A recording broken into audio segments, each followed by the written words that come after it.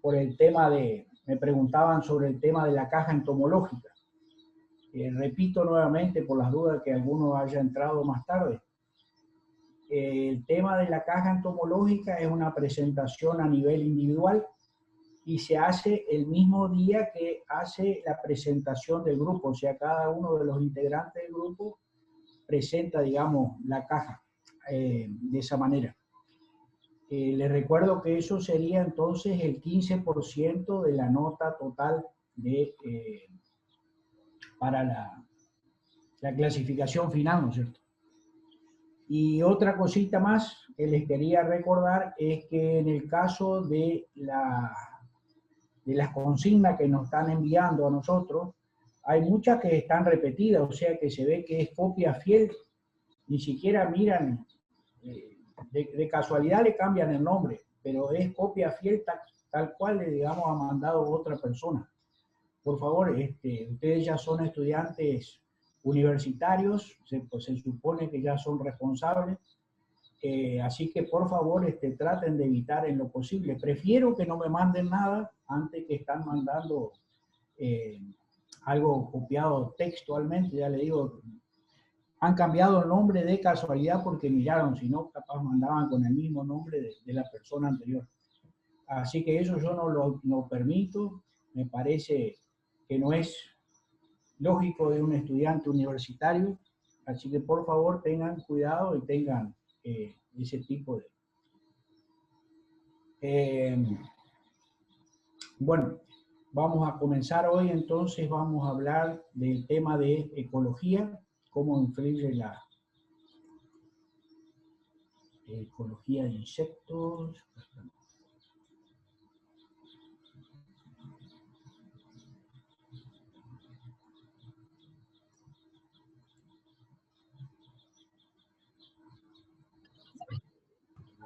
Ahí se ve.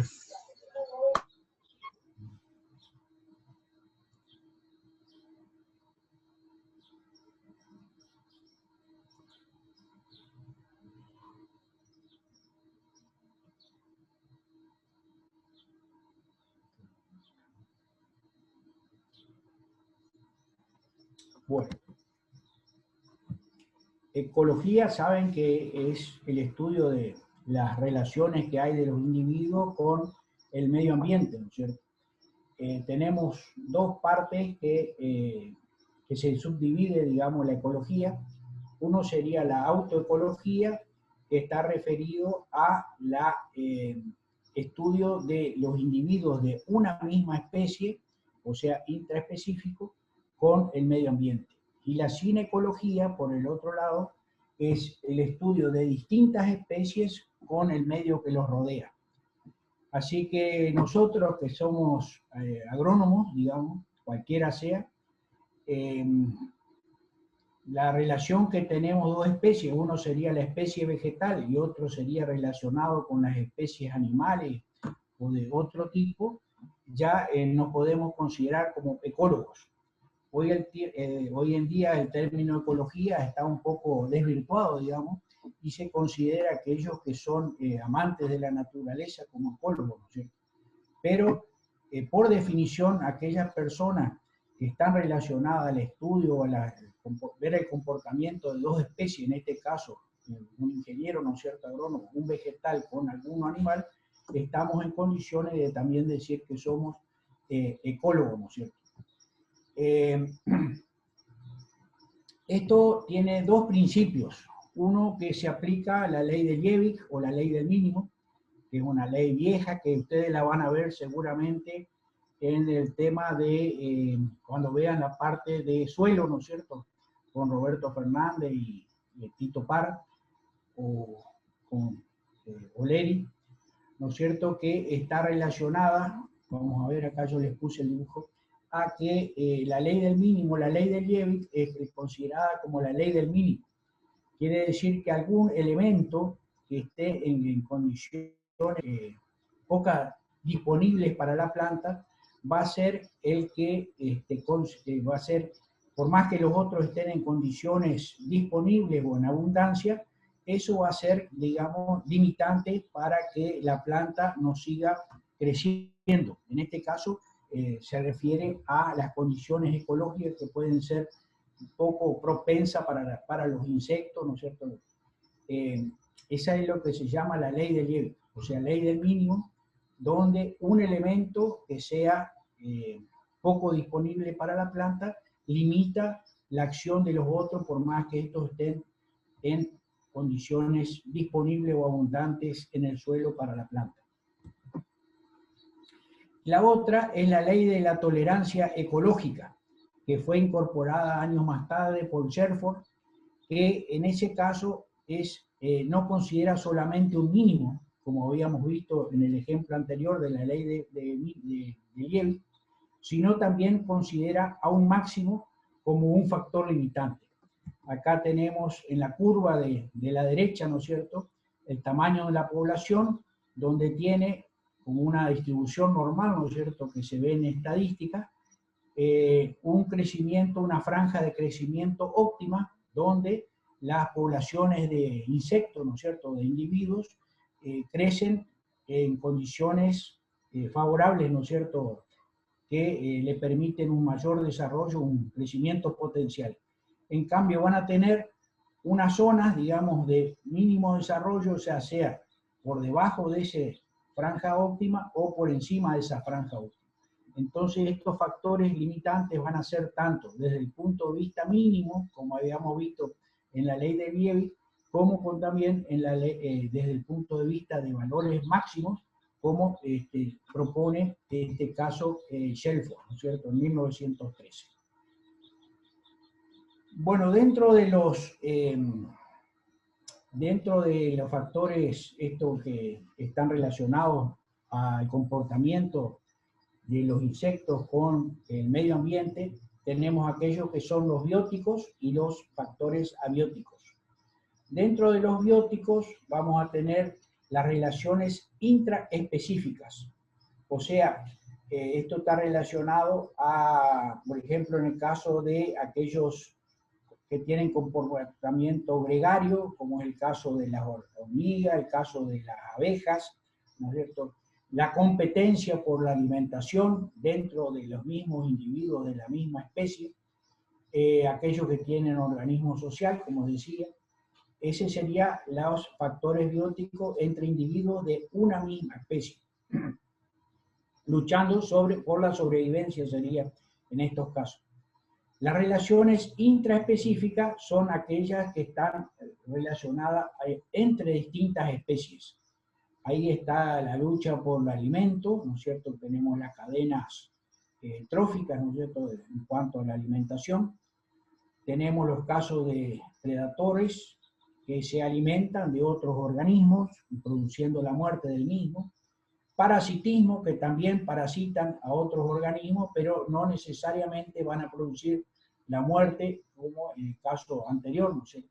Simbiosis, que viven en condiciones, ambos tienen algún beneficio de la convivencia entre estos dos organismos, y también los mecanismos de defensa que le permiten, digamos, sobrevivir en el tiempo.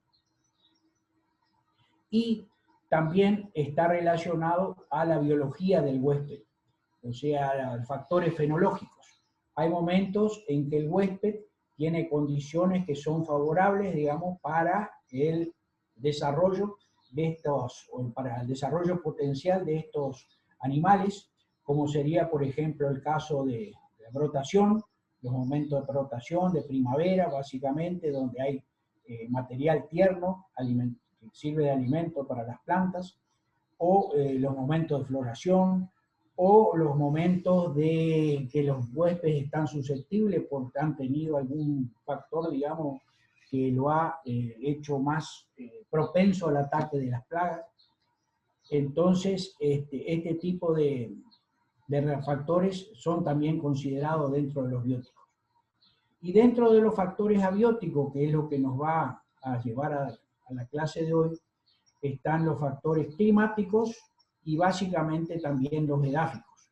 Los edáficos, como les decía anteriormente, vamos a hacer un repaso muy rápidamente, porque lo van a ver básicamente cuando vean la parte de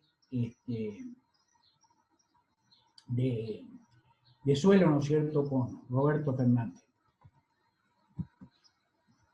Bueno, estos cuadros ya los vimos, ¿no es cierto?, la ley del mínimo y la ley de la tolerancia, del máximo y mínimo, de Shelford.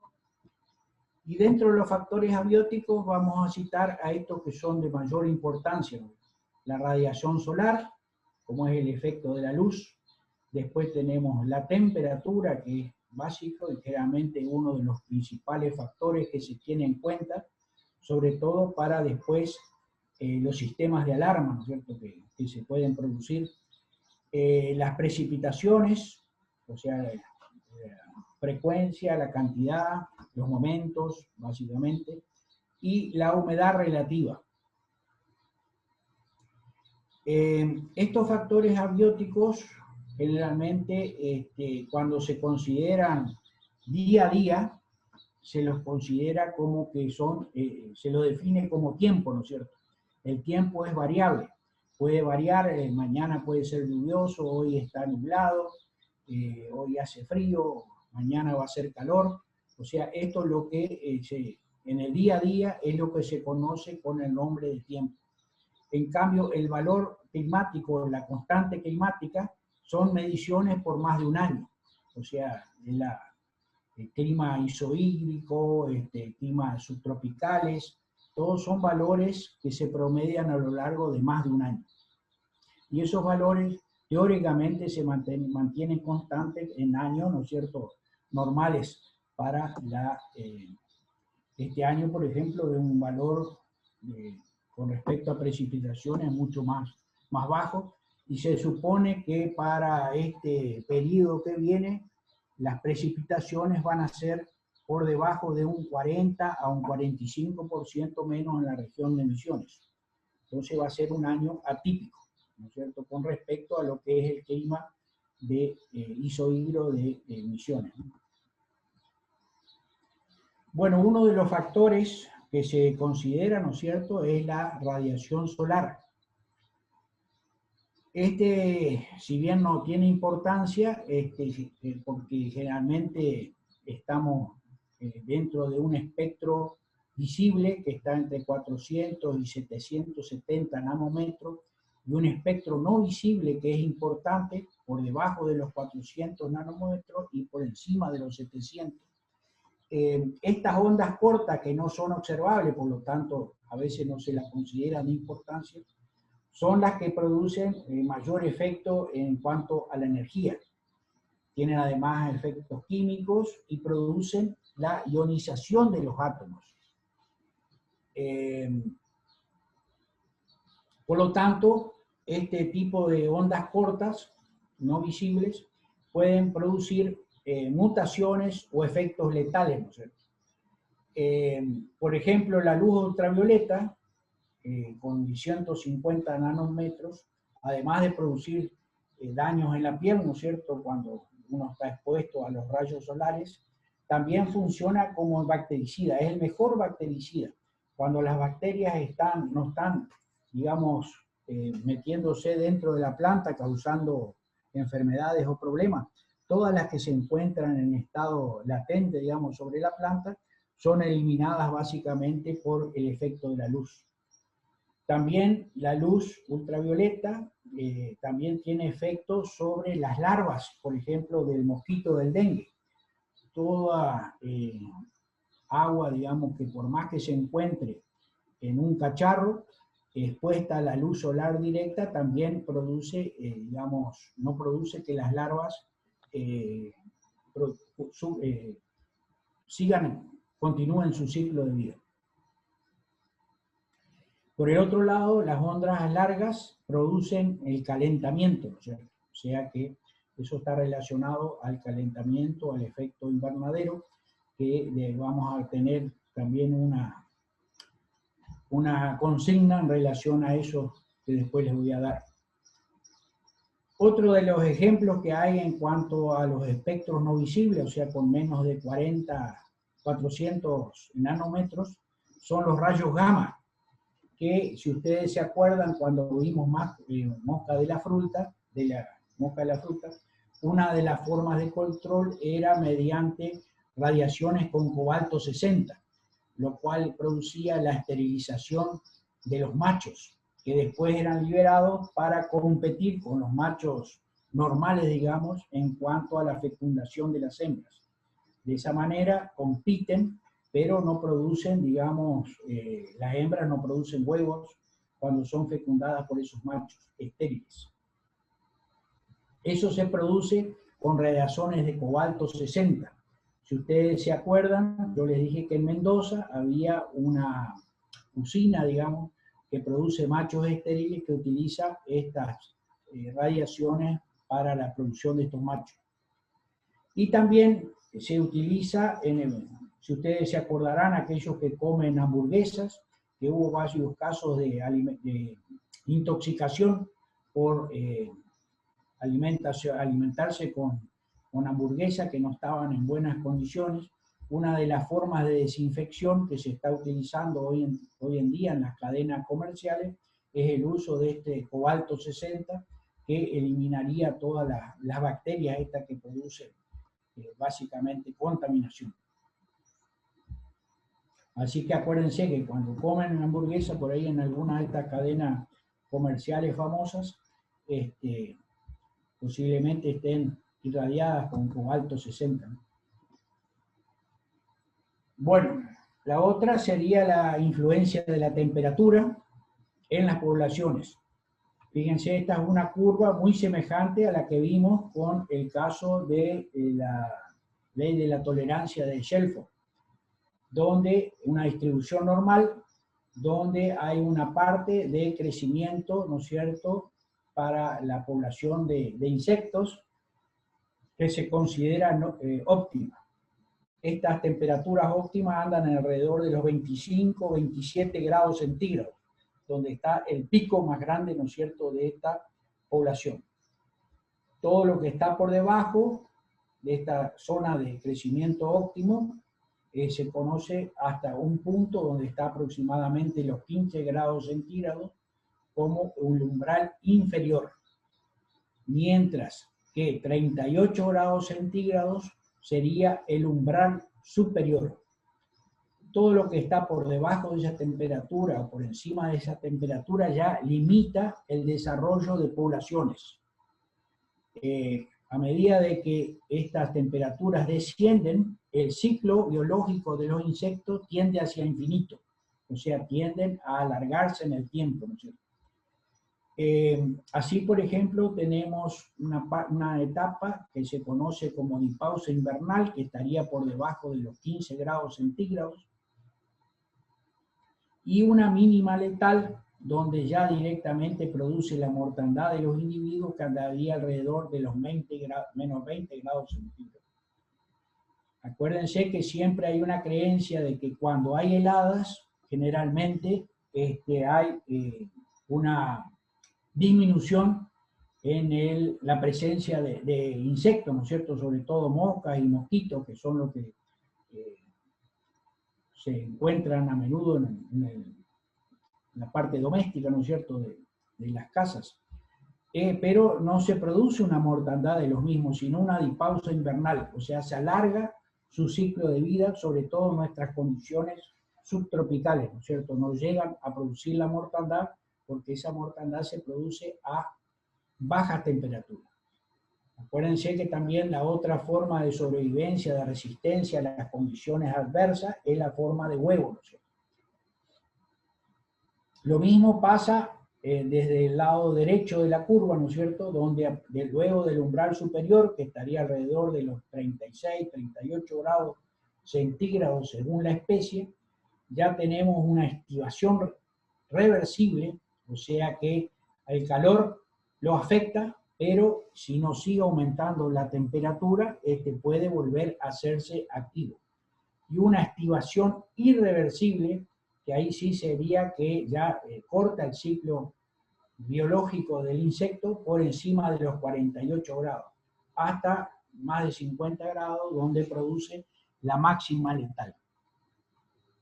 O sea, esto es importante que lo tengan en cuenta, porque siempre es una pregunta que se hace en los exámenes, ¿no es cierto? Y generalmente tienen conocimiento así muy vago, pero no conocen los nombre, ¿no es cierto?, estos, activación reversible, activación irreversible, máxima letal, que son los nombres técnicos, digamos, que deberían utilizarse para este tipo de situaciones.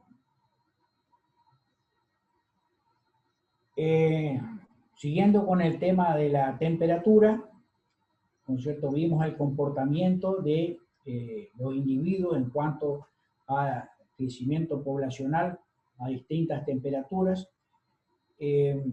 A estas que crecen en amplios límites de temperatura, en 20 grados centígrados de amplitud térmica o más, se las conoce como especies euritérmicas, mientras que las especies estenotérmicas son aquellas que no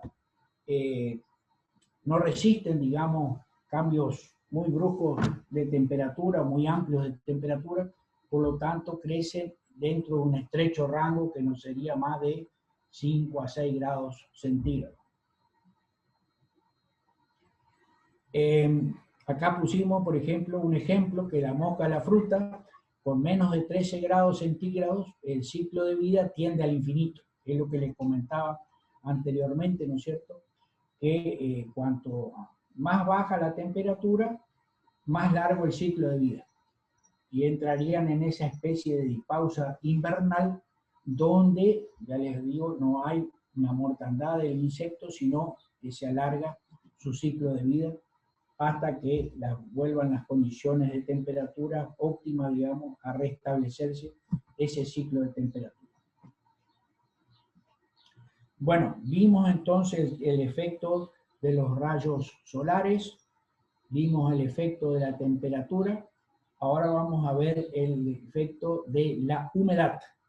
Saben que el agua, al igual que en el cuerpo humano, al igual que en los vegetales, constituye, es un componente principal del organismo, digamos, en este caso también de los animales, y constituye entre un 70 a un 90% de los tejidos corporales. En el caso de los granos y semillas, por ejemplo, pueden perder hasta un 20% de su peso total, y ahí en ese caso puede estar muy en peligro el poder germinativo de estas semillas. Un ejemplo es el caso de las semillas de araucaria, por ejemplo, que luego de algunos meses, de 3 meses de almacenamiento a temperatura ambiente, pierde totalmente su capacidad de germinar.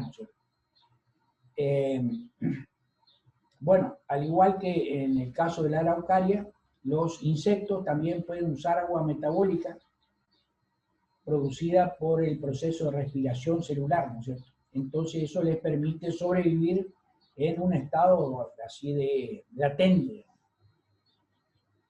Y según la necesidad de agua, pueden ser clasificados en la siguiente, manera. Acuáticos, directamente aquellos que viven en el agua, ¿no es cierto? Sería el caso de los peces y todos aquellos otros organismos animales que hemos visto que son que viven en el agua.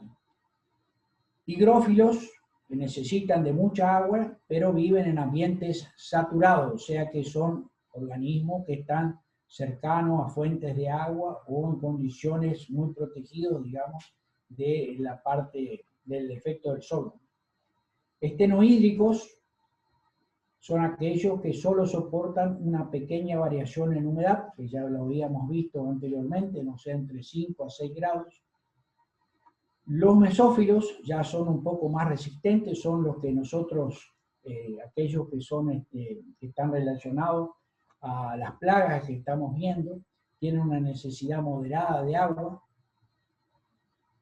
Y los xerófilos, que directamente son aquellos que viven en ambientes secos, que también consideran la mayoría de los insectos en estas dos categorías. De cualquier manera, los individuos, los insectos, las plagas, se ubican en la planta de acuerdo a su preferéndum hídrico. ¿Qué significa esto, el preferéndum hídrico? Se van a ubicar en la planta en un lugar donde estén protegidos tanto de la radiación solar, de los factores de temperatura adversos y también de las condiciones de humedad favorables. Ese preferéndum hídrico, que puede ser cercano a las copas, cercano en el interior de la planta, en el en vez de las hojas, es donde se localiza el 75 o más, el 75% más de la población.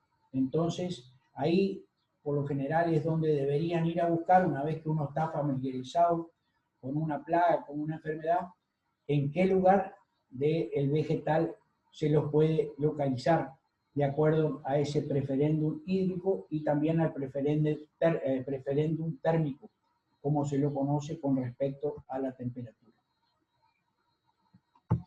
Bueno, igual que como vimos en el caso de la temperatura, también tenemos una curva de distribución normal, ¿no es cierto?, con el efecto de la temperatura sobre la población de los insectos. En este caso es un poco más fácil, digamos, porque tenemos solamente tres sectores, ¿no es cierto? Uno, desde el 40% de humedad a un 80%, donde estaría una faja favorable para el desarrollo de las poblaciones. Este sería su preferéndum hídrico, si quieren llamarlo, sobre todo para aquellos que son mesófilos y xerófilos, que están la mayoría de los insectos. Por debajo del 40% de humedad relativa hay una muerte por desecación. O sea, ya la falta de humedad también hace que se produzca muerte de individuos. Y por encima del 80% también hay una mortandad de individuos, hay una disminución importante de la población, porque esa alta humedad relativa favorece el desarrollo de microorganismos. Y estos microorganismos generalmente son controladores biológicos de las plagas, que aunque no se los vea así en el día a día, sí producen mortandad de aquellos individuos que son perjudiciales. Un ejemplo típico de esto sería el caso, por ejemplo, de los ácaros. Los ácaros, cuando hay sequía, o sea, estaríamos en esta parte izquierda de la curva, hay una elevada población de insectos, ¿no es cierto?, por efecto de la sequía y por el efecto del polvo, ¿no es cierto?, que se produce por el paso de autos, de transporte en los caminos, que inhibe la formación de microorganismos que son controladores biológicos. En cambio, cuando la humedad relativa es alta, desarrollan estos microorganismos y las poblaciones de ácaros bajan considerablemente, ¿no es cierto?, a raíz de estos controladores que hacen efecto sobre la población de ácaros. Bueno, los insectos atraídos por la luz se los conoce como fototróficos positivos. Un ejemplo son las moscas, por ejemplo, las moscas van hacia la luz. Ustedes habrán visto trampas en las carnicerías, digamos, donde hay luces con electricidad, de manera que las moscas son atraídas por la luz y luego el efecto de la electricidad las mata, ¿no? Es uno de los ejemplos más típicos y que seguramente todos conocen. Y insectos que rechazan la luz, que son fototróficos negativos o fotófobos, que en este caso tenemos el ejemplo de las cucarachas, que generalmente se encuentran en lugares oscuros o andan de noche. También las termitas, acuérdense que habíamos dicho que una de las formas de control era exponerlo a la luz y generalmente no va a controlar el 100% de la población, digamos, pero va a disminuir notablemente el efecto negativo que tienen estas termitas sobre la madera. Y en cuanto al efecto de la luz, también se los puede clasificar según su hábito, ¿no es cierto? Hábitos nocturnos, lepidópteros, la mayoría de estas que son conocidas como barbletas, de colores más oscuros, colores pardos, son de hábitos nocturnos, mientras que las de colores claros generalmente son de hábitos diurnos. También dentro de los nocturnos tenemos varios de los coleópteros que generalmente son, bueno, actúan básicamente de noche, ¿no es cierto? Dentro de los hábitos diurnos tenemos las moscas y, como les decía, los lepidópteros de colores vistosos. Y tenemos a los de hábitos crepusculares, que la mayoría son así, las polillas, las moscas blancas que vimos en la clase pasada, la mosca negra también son de hábitos crepusculares, y también muchos de estos lepidópteros se podrían catalogar dentro de hábitos crepusculares para causar daño, ¿no es cierto? Bueno, con respecto a la luz, es importante cómo responden, digamos, distintos insectos a la presencia o a la intensidad lumínica.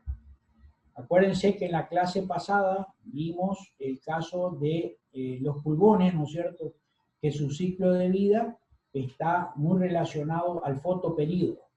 Fotoperíodo sería el momento en que la luz del día es más intensa, o los días son más largos o días más cortos, ¿no? Eso sería lo que sería fotoperíodo.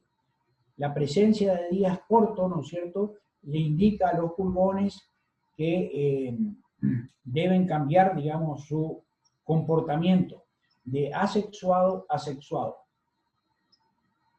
Generalmente son partenocárpicos, o sea, producen varias generaciones con días largos, sería acá, que producen generaciones asexuadas.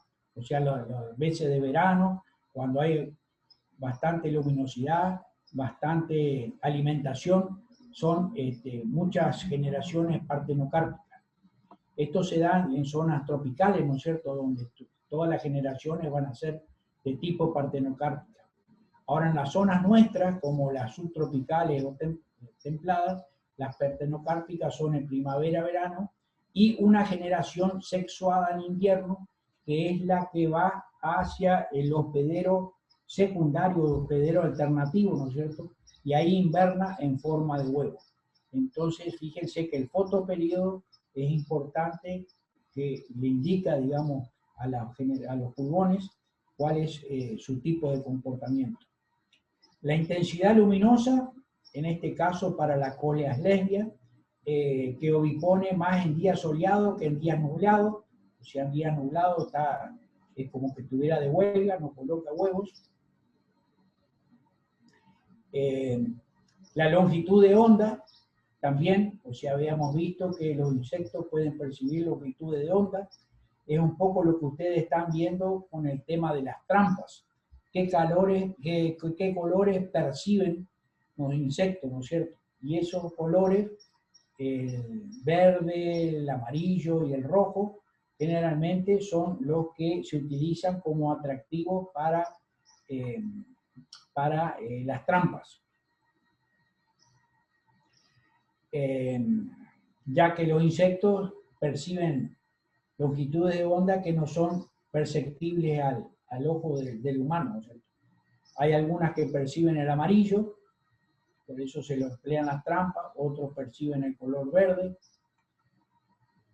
pero no ven el amarillo y el rojo, y así sucesivamente. Según la especie, tienen una visión, digamos, especial, y ven un color especial. Por eso, el práctico de ustedes, ¿no es cierto?, con distintos tipos de colores de trampa, que teóricamente deberían ser distintivos para determinados órdenes de insectos.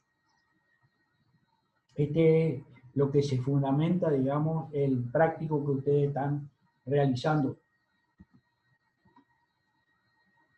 Bueno, básicamente, como les decía, para el caso del suelo, no vamos a ver mucho de suelo, porque lo van a ver básicamente cuando vean la clase de la ecología,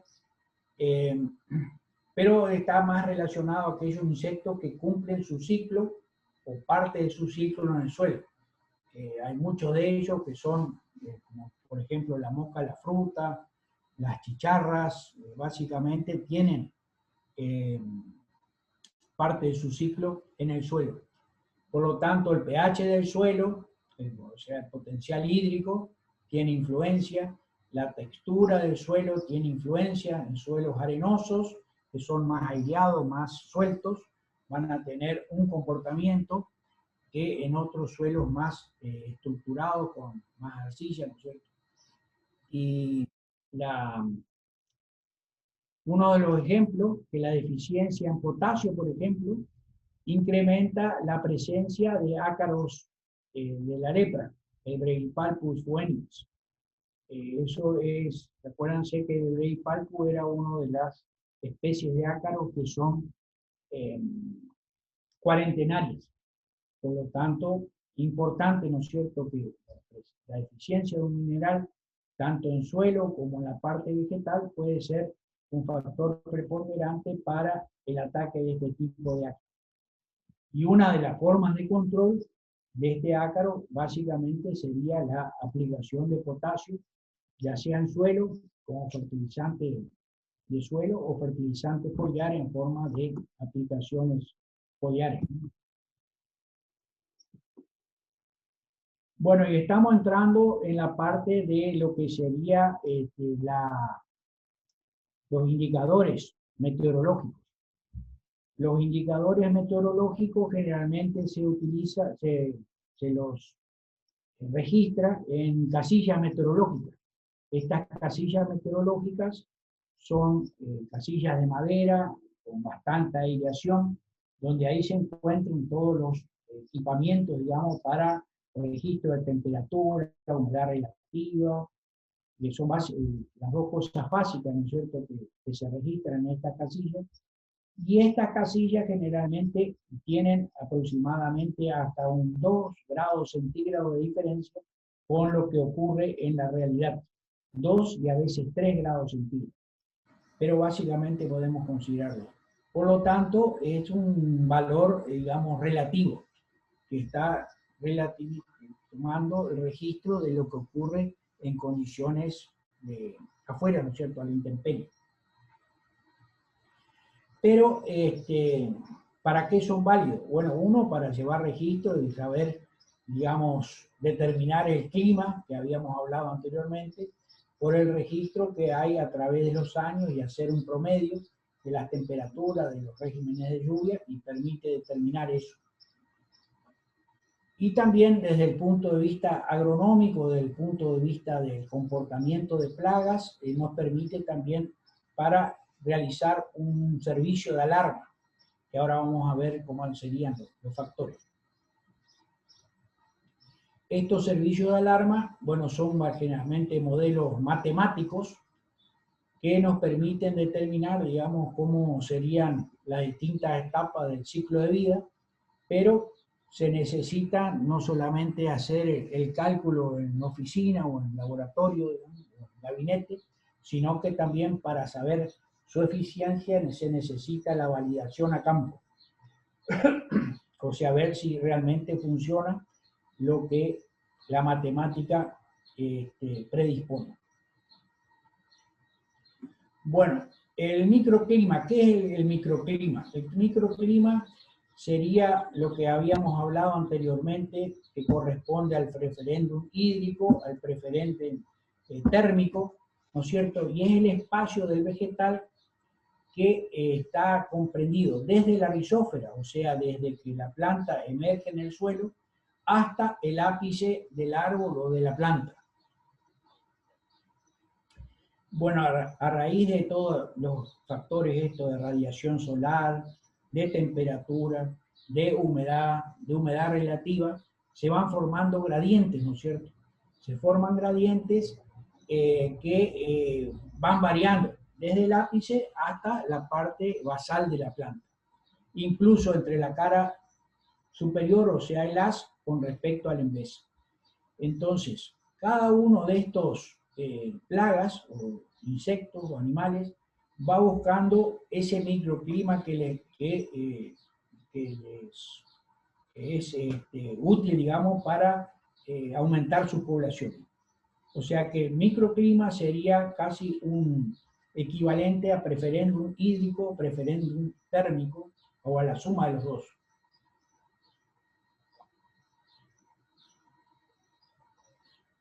Esto es algo que tienen que tener en cuenta. Hoy en día, sobre todo en el tema hierba, se está tendiendo a las altas densidades de cultivo. Una alta densidad de cultivo, por lo tanto, va a aumentar la humedad relativa dentro de ese cultivo. Esto es por la mayor densidad foliar y también por la menor ventilación que va a haber entre las plantas, ¿no es cierto? Entonces, este factor de altas densidades es algo que debe estudiarse porque puede ser hasta contraproducente, ¿no es cierto? Si bien uno piensa en el rendimiento, en los mayores rendimientos de hoja verde, las altas densidades pueden llevar a aparecer, digamos,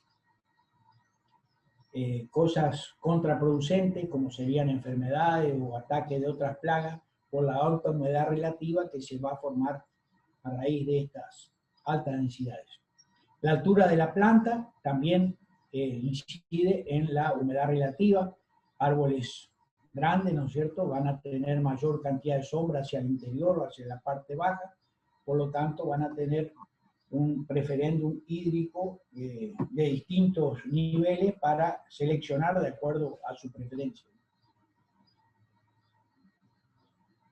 Otros factores que pueden facilitar la proliferación de insectos, que disminuyen la defensa de las plantas y facilitan que aumenten las plagas, son los inmanejables y los factores manejables.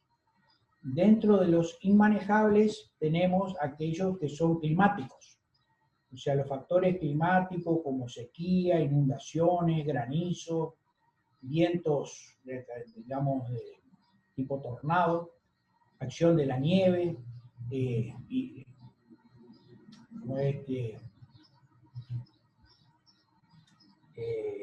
incendios, digamos, también estaría dentro de esos factores que son inmanejables y pueden producir, por un lado, la muerte del individuo, ¿no es cierto?, si es muy intenso, digamos, este factor climático, o generalmente lo que se produce es un debilitamiento.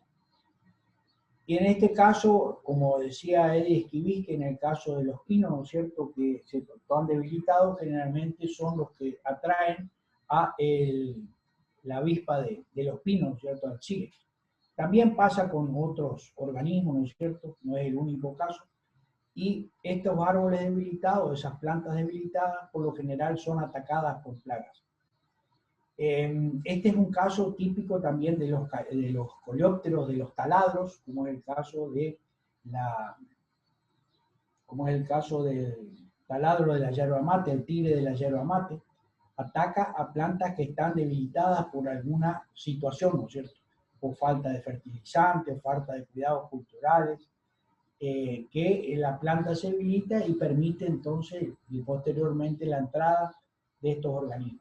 También lo vimos en araucarias, cuando las plantas están debilitadas por el caso de algún hongo, luego son atraídas por la faranda glabra, ¿no es cierto?, que produce esa galería que habíamos visto como ejemplo en los coleópteros.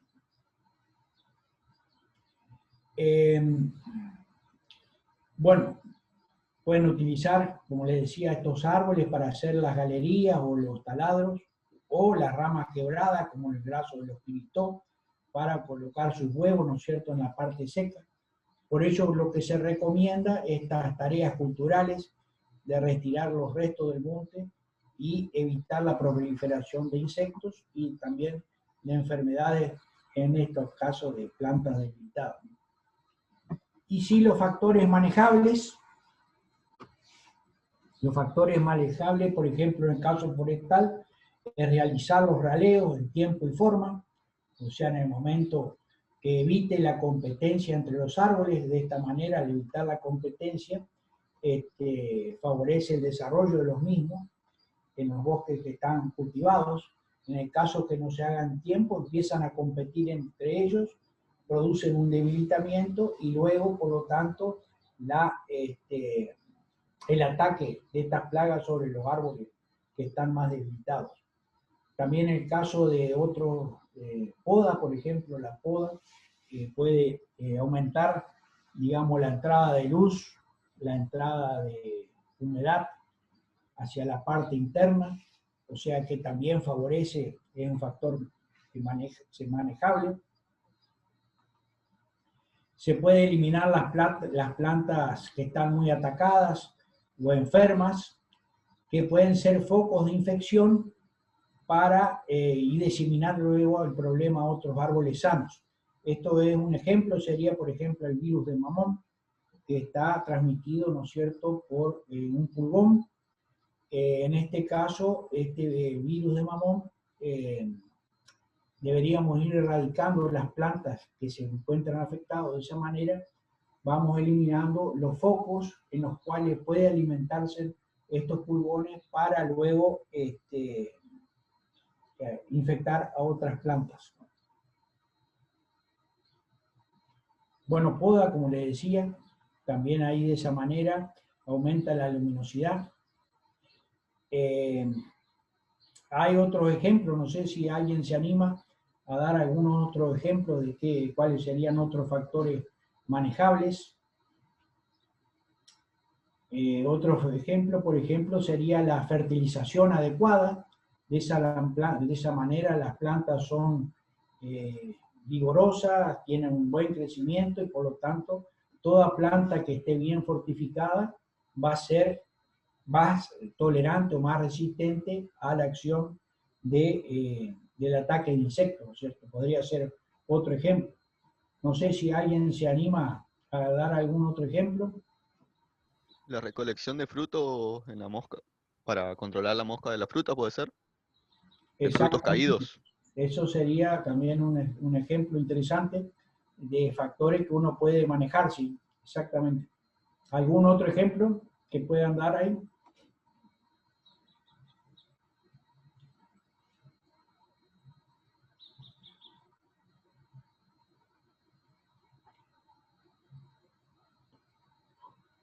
Bueno, si no hay, ya le digo, la fertilización, de manera que estén las plantas bien vigorosas, digamos, para permitir un desarrollo importante. Bueno, y el otro caso sería el caso de las aplicaciones de productos, ¿no es cierto?, que bajarían las poblaciones. Ese sería el otro, pero ese es un tema que vamos a ver cuando cursemos en cuarto año la parte de protección. Pero sería un factor manejable, ¿no es cierto?, bajar las poblaciones de alguna u otra manera por la aplicación. Bueno, las plantas también tienen mecanismos de defensa. Estos mecanismos se clasifican en aparentes y no aparentes, según la factibilidad o susceptibilidad a ser descubierta por sus enemigos. Acá es uno de los principios que usan aquellos que son ecologistas, ¿no es cierto?, donde están en contra de aquellas implantaciones de masas de una sola especie, ¿no es cierto? Estas son las aparentes, que son aquellas fácilmente descubiertas por el insecto, ¿no es cierto?, en este caso, y los factores que intervienen son el tamaño del huésped, o sea, parcelas grandes, o como es el caso, por ejemplo, de las plantaciones de pino, donde hay demasiadas plantaciones de pino, y por lo tanto algún insecto es fácilmente de localizar ese tipo de plantaciones. La longevidad, o sea que aquellos árboles perennes o plantas perennes van a tener mayor factibilidad de ser detectadas, digamos, por el enemigo, por estar mayor tiempo de presencia en el mismo lugar y por la abundancia, ¿no es cierto? O sea que estos serían los tres factores los cuales habría que tener en cuenta. Por eso yo siempre les decía de que cuando hagan una plantación, sobre todo de plantas perennes, no se jueguen aquellas que tienen una misma potencial genético. Siempre acuérdense que la diversidad genética disminuye los riesgos, ¿no es cierto? Y de esa manera van a disminuir los porcentajes de peligrosidad, digamos, de ataque de alguna plaga o de alguna enfermedad.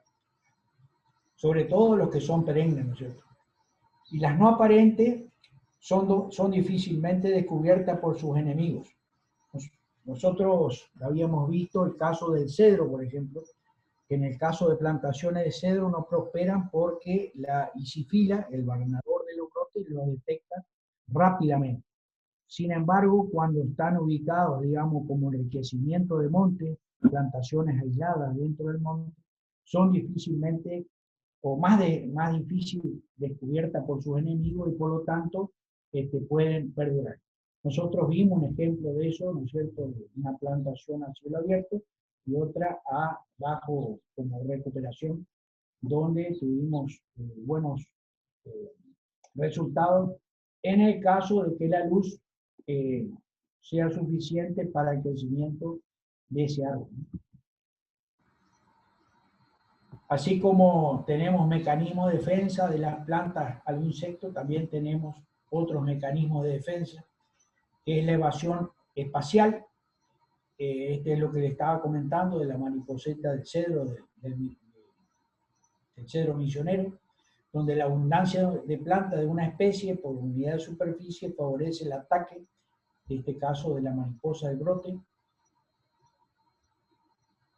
Y la evasión temporal, este también es un ejemplo que vimos con el caso de los conos de araucaria, que se refiere a variaciones fenológicas en el tiempo. O sea, acuérdense que las pináceas generalmente tienen desarrollo del cono que es de 2 años. Y en este caso también es una estrategia, digamos, una evasión temporal, como sería el nombre apropiado, con el fin de disminuir el ataque de la mariposa del piñón, que sería la especie araucariae. O sea, son distintos mecanismos que la planta presenta para su defensa. Y la asociación biológica, esto sería un poco también la mezcla, digamos, de distintas especies, de manera de que una planta sola pase más desapercibida.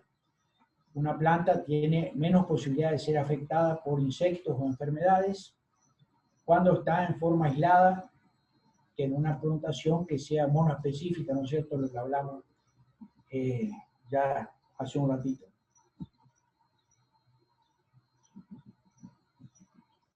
Tenemos algunos otros términos que son utilizados en la parte de entomología, básicamente, o la parte de estudio de zoología, vamos a llamarlo así, como es la parte de saciedad.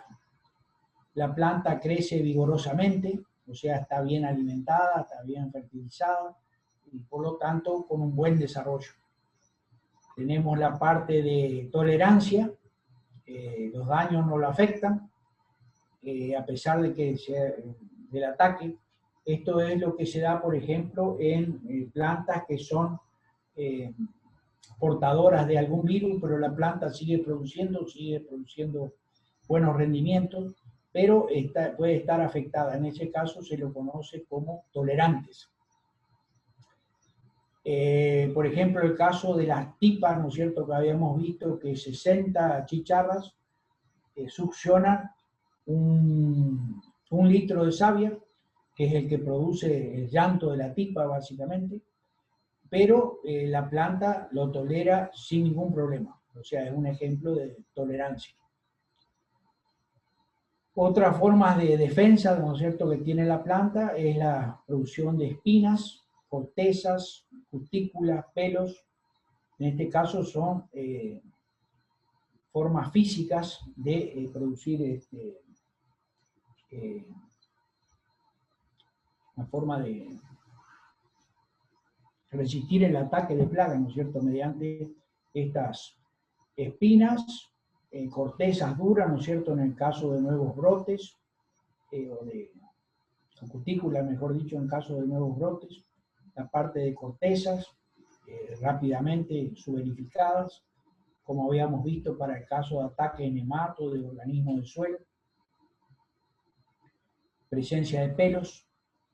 Resistencia, esto es ya genético, o sea, la genética, la resistencia es una sola y está dada por los genes, o sea, un gen de resistencia le corresponde un gen de patogenicidad o de ataque de plagas, o sea que la tolerancia es donde la planta puede estar afectada, pero resiste, digamos.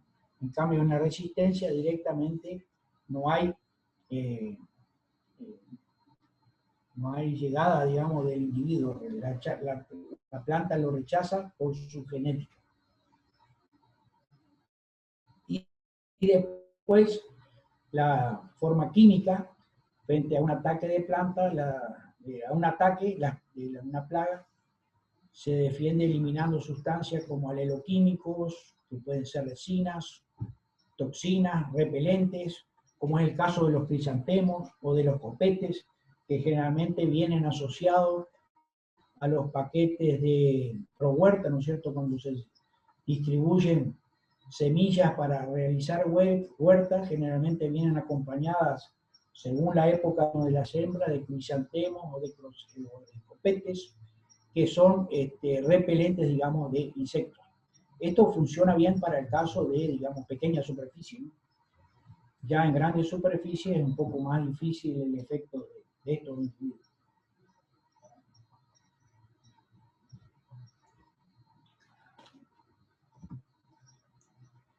Bueno, pasamos a potencial biótico.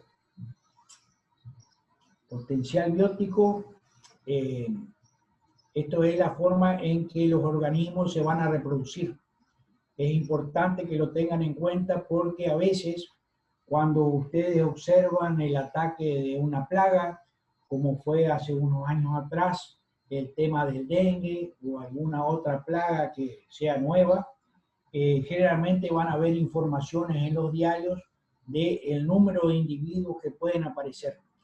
Ese número de individuos que puede aparecer, que aparece publicado en los diarios, así generalmente está basado en este número, en esta fórmula, digamos, de potencial biótico, y que produce, si uno vamos a ver, una cantidad de individuos que es, esto no ocurre en naturaleza.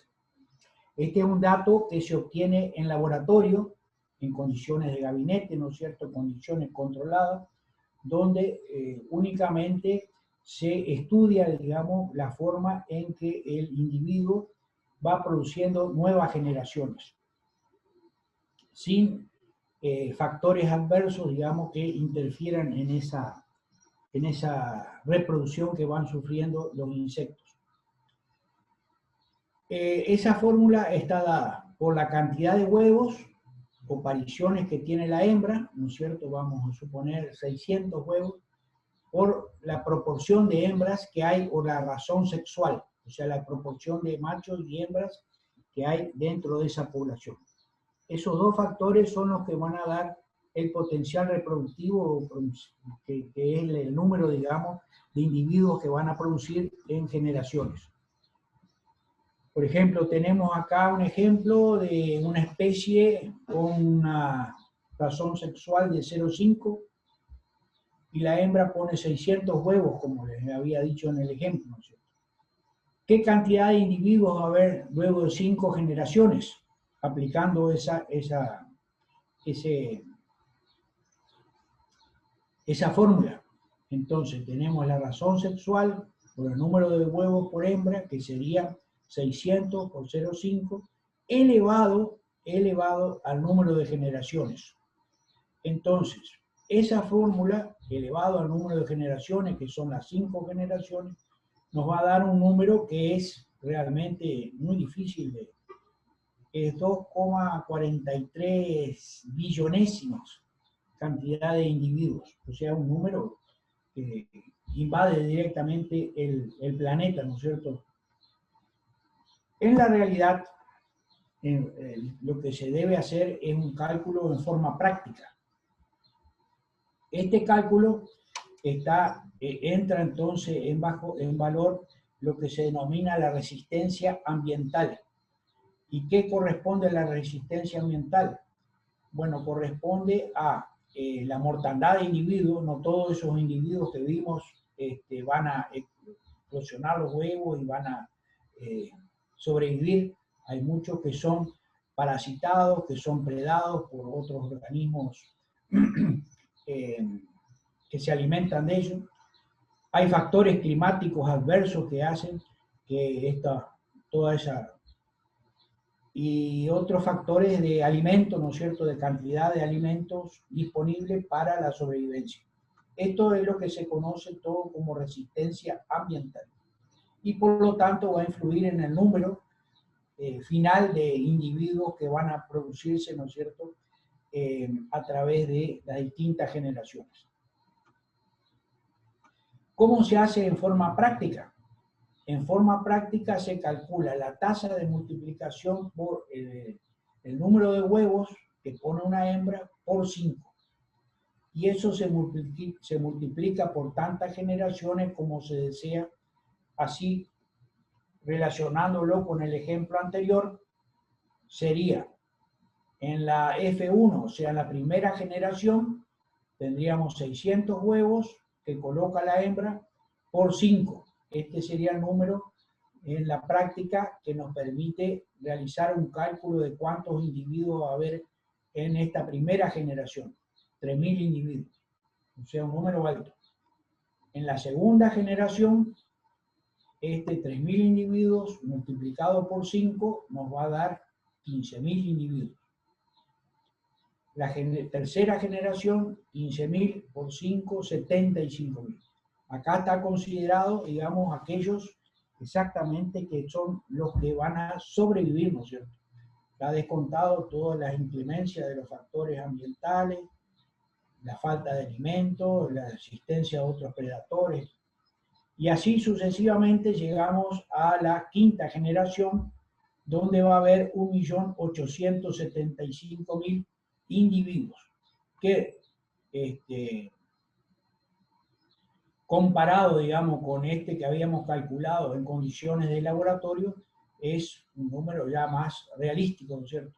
Este es un número que es el que aparece en los diarios, ¿no es cierto? Que a veces asusta, pero no es lo que sucede en la realidad. Bueno, está claro entonces eso. Esta sería la forma práctica y esta sería la forma de calcular el potencial biótico, el potencial reproductivo en condiciones controladas de laboratorio. ¿Para qué se utilizan estos factores climáticos? Bueno, básicamente para la producción de modelos, que básicamente se utilizan para el control. ¿Cuál serían las ventajas del uso de estos factores climáticos? A ver si alguno se anima a decirme qué ventaja tendríamos.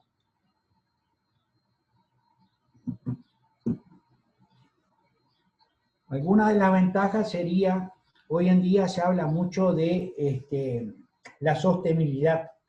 La sostenibilidad tiene 3 parámetros. Uno es el económico, que está relacionado generalmente a la producción, a los rendimientos. El social, que considera al trabajador rural, ¿no es cierto?, para que tenga también una cierta protección. Y el tercer componente de la sostenibilidad es el factor ambiental. Bueno, ¿cómo incidirían los factores estos de los modelos?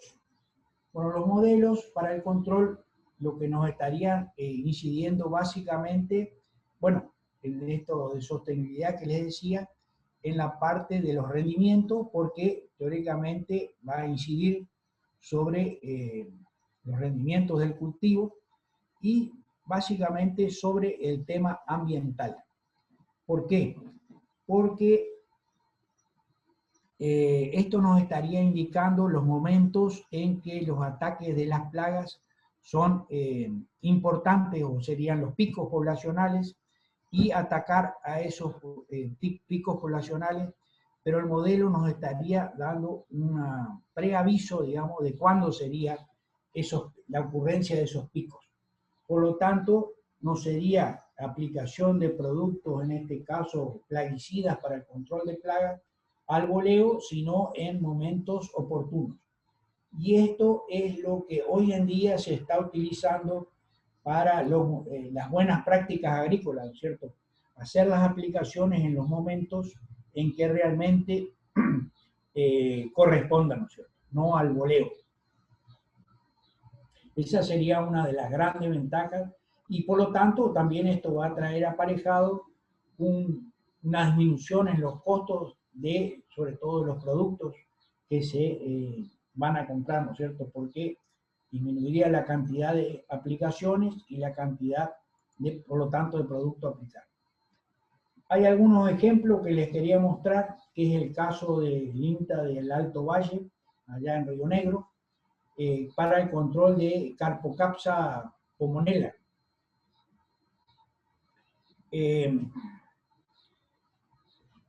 Al igual que los vegetales, los insectos, los animales, tienen un mínimo, digamos, por el cual no hay una actividad, estarían entrando en un estado de latencia. En el caso de los cultivos subtropicales, por ejemplo, por debajo de 12, 10 grados centígrados no hay una actividad fisiológica. Sí empieza a desarrollarse una vez que superan esos grados de temperatura. Lo mismo pasa con los animales. En este caso, la Carpocapsa, por ejemplo, entra en un estado de latencia, y pausa invernal sería, para aplicar los mismos términos que vimos anteriormente, cuando tenemos temperaturas de 10 grados centígrados. Esta temperatura 10 se calcularía en base a las temperaturas diarias que se registran en casilla meteorológica, ¿no es cierto? A las 9, a las 15 y a las 21 horas. Si ese promedio está por debajo de 10, o sea, significaría de que el ciclo biológico está parado, ¿no es cierto? En este caso, para la Carpocapsa. Por eso consideran de que los registros para este sistema de larvas se empiezan a utilizar a partir del 1 de agosto, una vez que las temperaturas comienzan a elevarse, ¿no es cierto? Estamos hablando de la zona de Río Negro. Y, como les decía, es una herramienta fundamental para la toma de decisiones en el manejo de la Carpocapsa en la región. Acuérdense que la Carpocapsa también es una plaga cuarentenaria que ataca manzanas y peras, y la pera-y-manzana es uno de los principales componentes de exportación de frutales, sobre todo a Brasil. Y Brasil pide, digamos, que sea libre de Carpocapsa.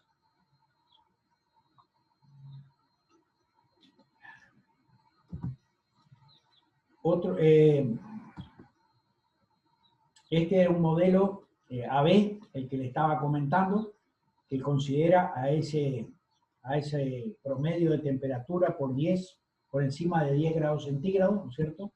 Este es otro método estándar,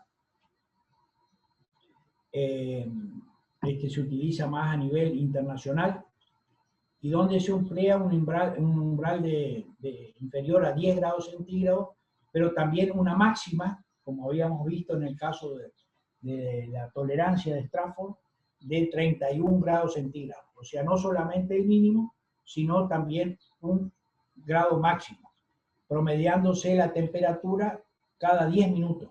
O sea que esto ya necesita de algo computarizado que registre los datos meteorológicos y los pase a una computadora y los vaya analizando, digamos, porque es imposible analizar cada 10 minutos, digamos.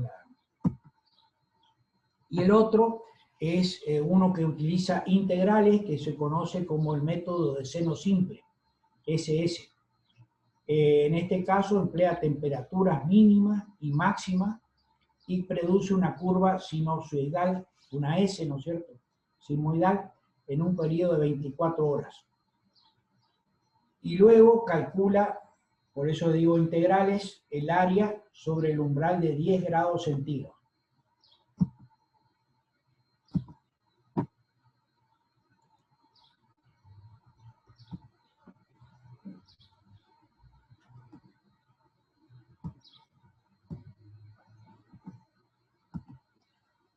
Bueno, ¿cómo funcionan estos? Acá tenemos distintos lotes donde se aplicó estos modelos, ¿no es cierto? Acá está un modelo, el segundo modelo y el primer modelo que vimos. Fíjense que la cantidad de grados acumulados a partir de 10 grados centígrados son bastante similares en los tres casos. Acá solamente hay 10 grados de diferencia de temperatura. Para el 17 de noviembre, o sea, básicamente en estos momentos está empezando a utilizar. Para este tipo, primer larva, ¿no es cierto? Que sería la que primero aparece. O sea, a partir del 1 de agosto, una vez que complementa, según cada un modelo, la 478 grados días por encima de 10 grados centígrados, está eclosionando la primer larva. O sea, ahí aparece la primer larva de Carpocapsa. Y la fecha de emergencia, o sea, el 20 de diciembre, o sea, acá ya sería la emergencia del adulto, ¿no es cierto? Va a ocurrir a 803 grados días por encima de 10 grados centígrados registrados, como habíamos visto anteriormente, según los modelos. Fíjense, más o menos son bastante similares los números en cuanto a los grados día que nos dan los modelos, ¿no es cierto? Acá teníamos el promedio ponderado, 503, 505 y 514, o sea que son muy similares las estimaciones que hacen estos tres modelos. ¿Esto qué nos estaría indicando? Que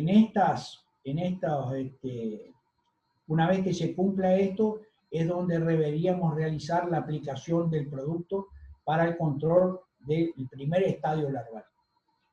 Y en este caso, con 800, o sea, 730, 731, 783 grados días, es donde estaríamos realizando las aplicaciones para el control del adulto. Y eso es una de las ventajas que nos estaría indicando, digamos, este tipo de modelos. Los momentos óptimos en los cuales realizar una intervención sanitaria y no estar tirando productos al voleo así de un lado para el otro. Bueno, según estos datos y comparando los tres modelos, ¿no es cierto?, el tiempo promedio requerido para la larva de quinto estadio para ser adulto es 228, 225, 272, según los tres modelos estos, ¿no es cierto?, respectivamente. Bueno, y acá también grados días para diversos estadios metamorfósicos.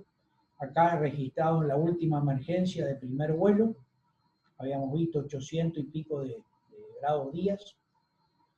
Para el desarrollo del huevo, 88 grados días para los tres modelos iguales.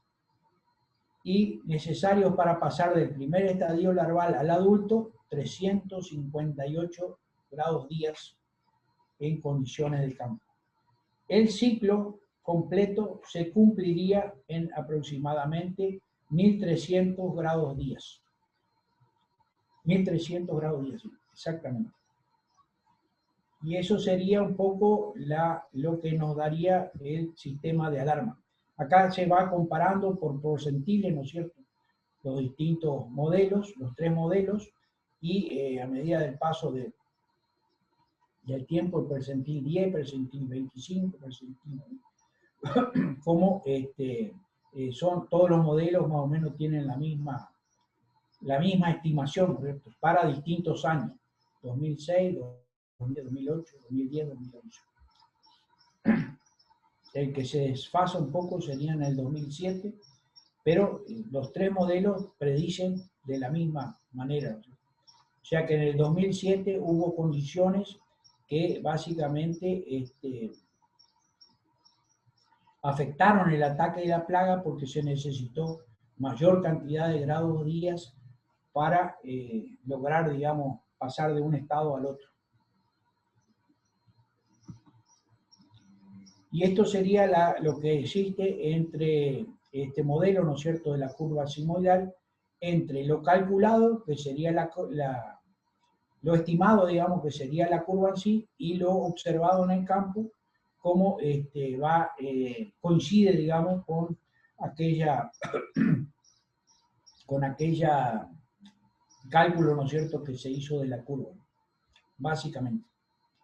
Entonces esto te permite garantizar de que lo que vos estás observando en el campo ha sido calculado con ese modelo y con bastante acierto, con bastante probabilidad de que ocurra, ¿no es cierto?, en cuanto a la eclosión de los huevos en grados días, ¿no?, acumulados. Bueno, y eso sería un poco lo que tenemos para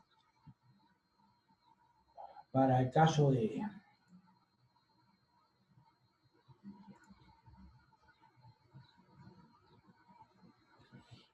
Bueno, ¿alguna pregunta con respecto a la clase de hoy de ecología de insectos? Es un tema bastante interesante, apasionante, porque está muy relacionado al comportamiento de las plagas y un poco lo que introduce a lo que va a ser, digamos, estudios epidemiológicos posteriormente en cuanto a cómo se dispersan las plagas, qué factores inciden en las plagas. Acuérdense que para que haya el ataque de una plaga, ya sea en el humano o en vegetales, es necesario 3 partes.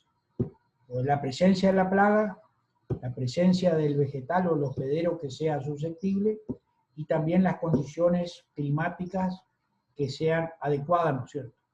Porque alguna de esas 3 patas de ese triángulo no hay un hospedero susceptible, no está la presencia de la plaga o las condiciones climáticas no son las propicias, no ocurre el ataque en sí. Y eso es lo que se conoce, digamos, la interacción que hay entre esos 3 factores, entre esos 3 puntos del triángulo, es lo que se conoce como estudios epidemiológicos. Bueno, ¿alguna pregunta, alguna cosa que haya quedado en duda? Acuérdense de los beneficios, digamos, de estos sistemas de alarma, sobre todo con el impacto ambiental, ¿no es cierto?, que tiene importancia hoy en día en cuanto a producción de alimentos con el menor impacto ambiental posible. Profesor, yo tengo una serie de preguntas, una con la clase de hoy y otra con el trabajo práctico, si puede ser. Bueno, dale. Este método, el último que mostró, ¿se puede utilizar para cualquier tipo de insecto o plaga que ataque? Sí, hay que hacer un estudio de algunos años previos, digamos, para estudiar, digamos, la plaga en sí, hay que reconocerla, hay que saber la cantidad de horas que se requiere para pasar entre un estado metamorfósico al siguiente, pero es un tema interesante para seguir, ya te digo, básicamente para disminuir la aplicación de productos en favor del impacto ambiental, ¿no? Es un estudio bastante importante que hay que hacer, donde se interrelaciona la matemática. ¿Qué tal sos el matemático? Más o menos. Más o menos, bueno.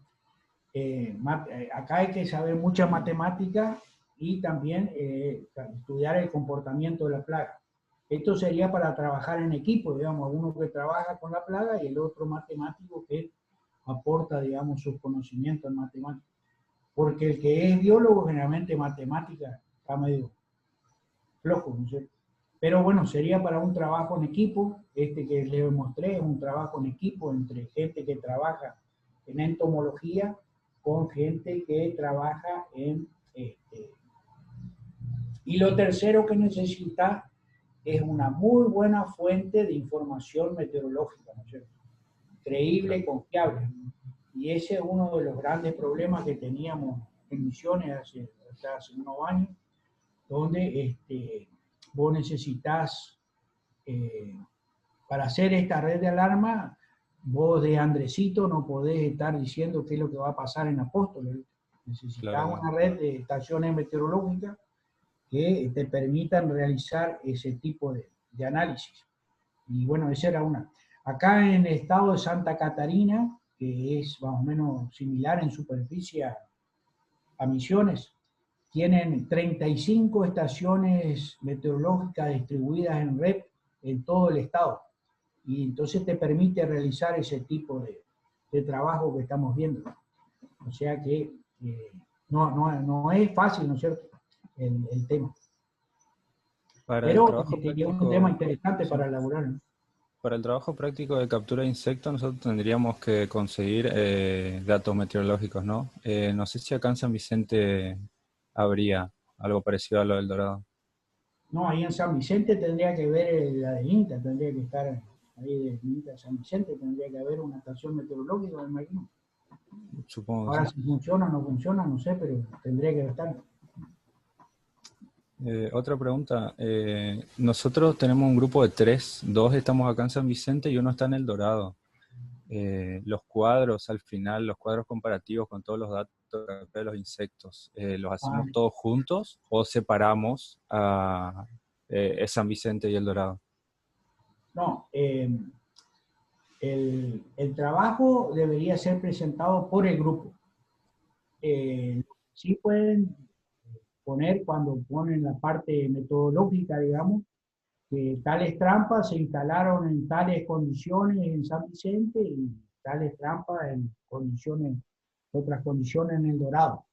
Pero acá el objetivo es ver qué tipo de trampa es la que es eficiente para qué tipo de captura. Entonces me imagino que si bien no han de ser los mismos insectos que están en San Vicente con El Dorado, en las mismas condiciones, pero ver a ver qué tipo de orden cabe. Ese acuérdense, es el objetivo principal. ¿Qué tipo de trampa es más eficiente para un determinado orden? Independientemente que esté en San Vicente o en El Dorado. Por eso cada grupo es una sola presentación y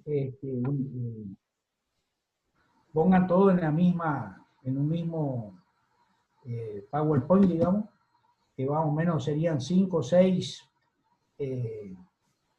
slide, diapositivas, digamos, cada presentación, no más de 10, donde pongan, digamos, quiénes son los integrantes del grupo, cuáles son los objetivos de su trabajo, la metodología que utilizaron. Esto sería, digamos, lo que estuvimos preguntando anteriormente, de dónde lo colgaban, a qué altura, qué tipo de trampa utilizaron, y ya después los resultados, digamos, de qué es lo que encontraron en cada captura y qué orden, ¿no es cierto?, básicamente. Y como conclusión, qué tipo de trampa es la más eficiente para un determinado orden. Ahora el jueves va a hablar un poco de ella, un poco de cómo sería la organización, así que no se pongan tan nerviosos. El jueves Bueno. va a repetir ella todo o algo, o va a ampliar un poco más de esto que estamos hablando. Así que no se pongan nerviosos.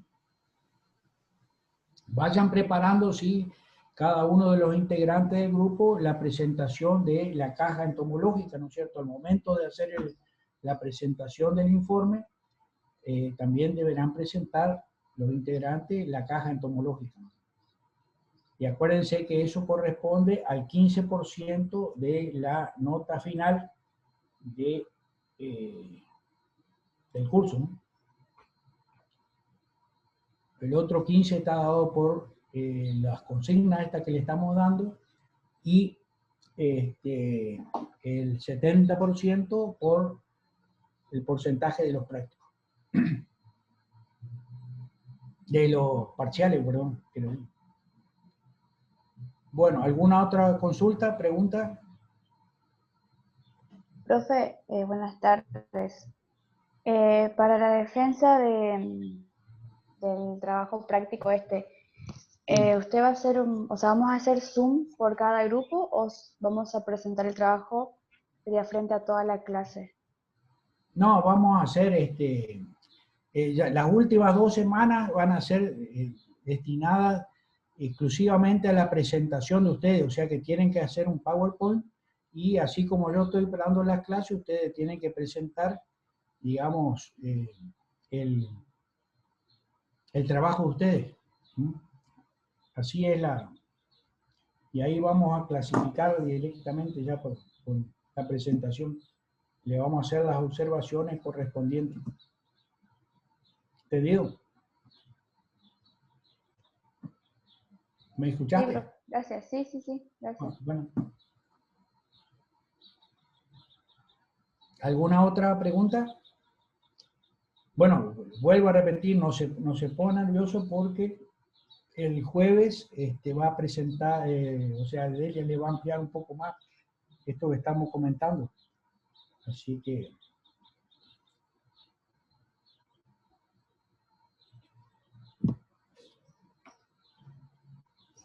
Bueno, ¿tienen el lápiz y papel ahí para anotar la consigna de esta semana?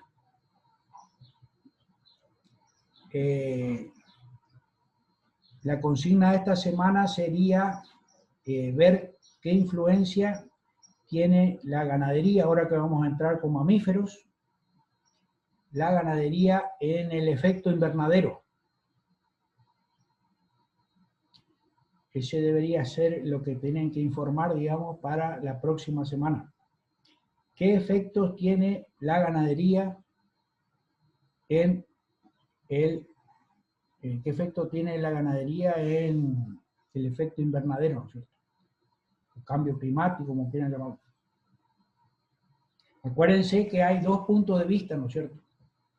Así que, bueno, busquen ambos y saquen sus propias conclusiones al respecto. Y sobre todo, tengan en cuenta aquellos que hacen producción ganadera en sistemas silvopastoriles. A ver qué conclusión sacan con eso. O sea, repito, influencia de la producción ganadera en el calentamiento, digamos, o efecto invernadero, y que tengan en cuenta las dos situaciones y, por supuesto, o las dos opiniones, mejor dicho, y cómo es la situación en el caso de producción en sistemas ganaderos bajo forestación, ¿no es cierto?, silvopastoriles. ¿Quedó claro?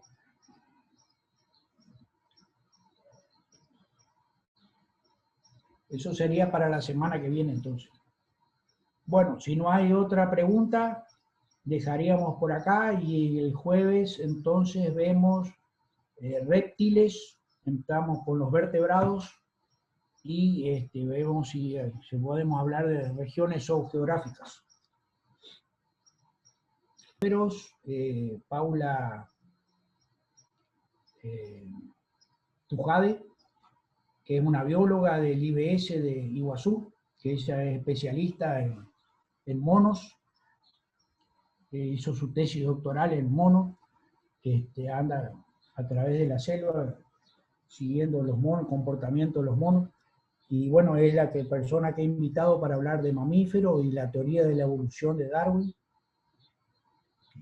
Y el otro jueves, entonces, va a hablar un especialista en la producción de peces, producción piscícola, ¿no es cierto?, sobre todo en condiciones de emisiones. Así que, y bueno, ya vamos terminando, digamos, ahí y posteriormente viene la presentación de ustedes de los informes, ¿no es cierto?, en las 2 semanas que siguen, y el parcial.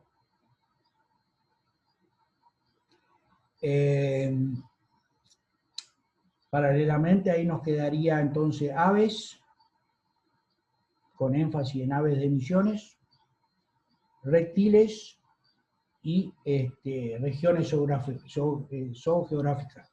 Y de esa manera estaríamos terminando el programa, ¿no? Bueno,